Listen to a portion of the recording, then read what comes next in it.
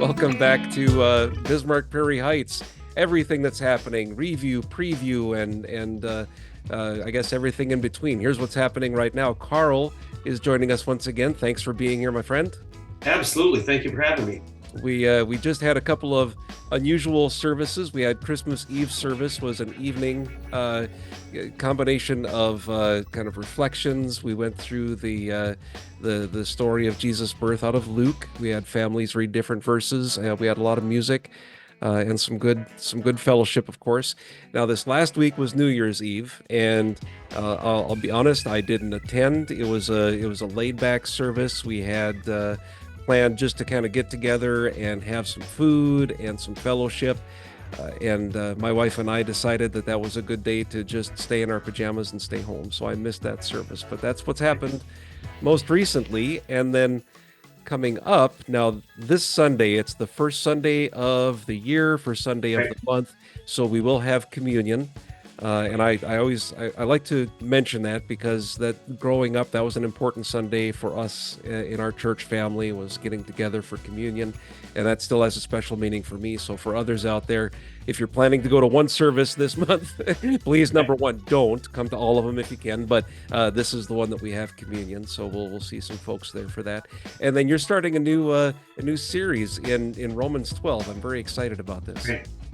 Yeah. Well, okay. So this works out really well that it is my first service with you guys of the new year, because I want to talk about Romans 12, and I'm doing it in the context of change, because the first part of Romans 12, and I would really encourage everyone watching this and anyone inviting someone to church to read through at least the first, I'm going to say 8 verses of Romans. And in that you will find that Paul tells us to offer our bodies as living sacrifices. And we're going to start because I might be able to do it in 2, but more than likely it'll spread out to 3. So we'll see how that works. But, and like I was telling you before we started recording, that Romans 12, just Romans 12 specifically, is like a ripe harvest field of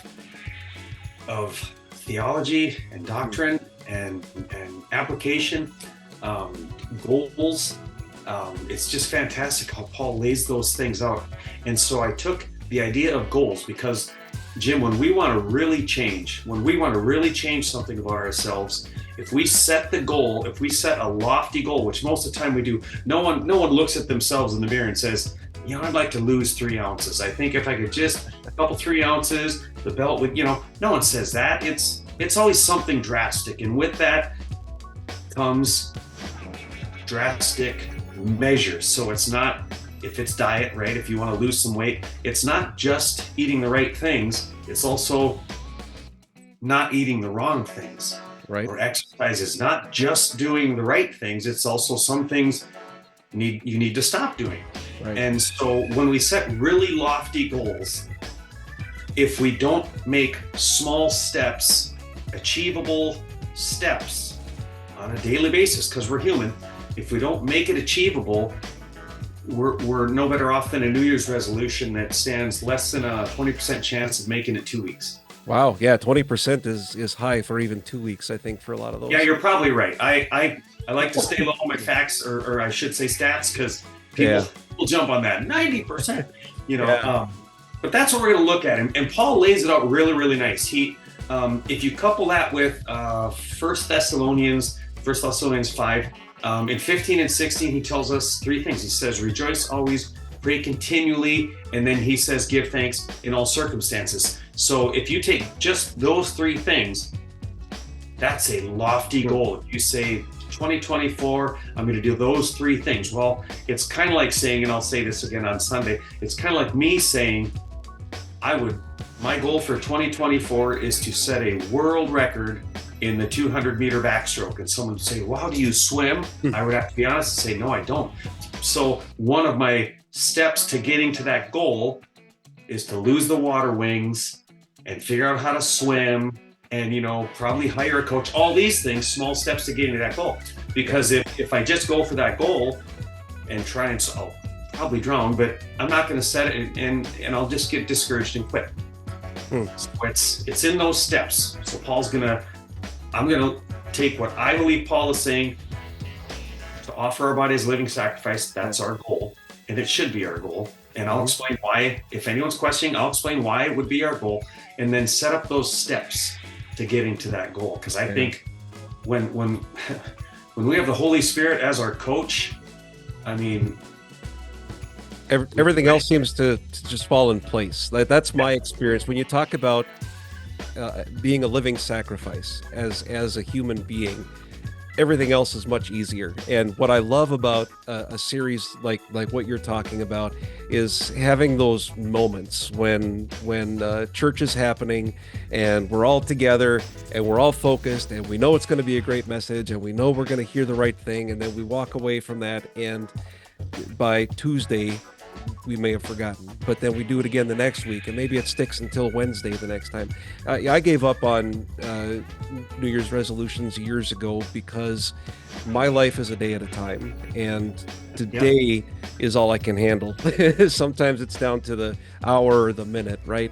Yep. So when we think about that, and if that's the first thing that comes to mind is my body is a living sacrifice to God, that's a much healthier lifestyle to live, because then that does play into diet and exercise and taking care of ourselves in all these different ways that we're trying, right? So I'm really excited for that. I can't wait. So that's this Sunday.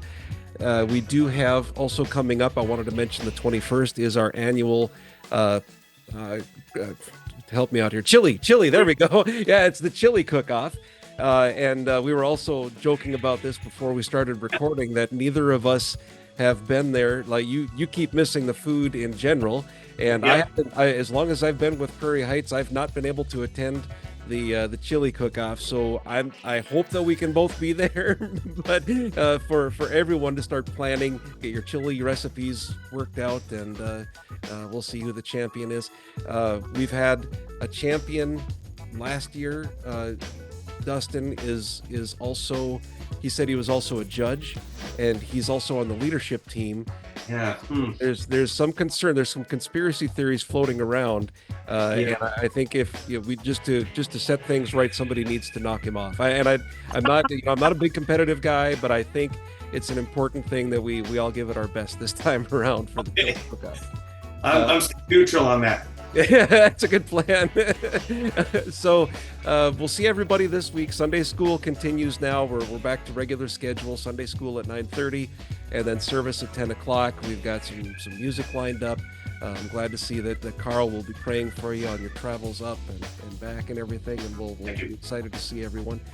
In the meantime, everybody take care of yourself, get some rest, and we'll see you Sunday at Bismarck, Prairie Heights. Thanks now.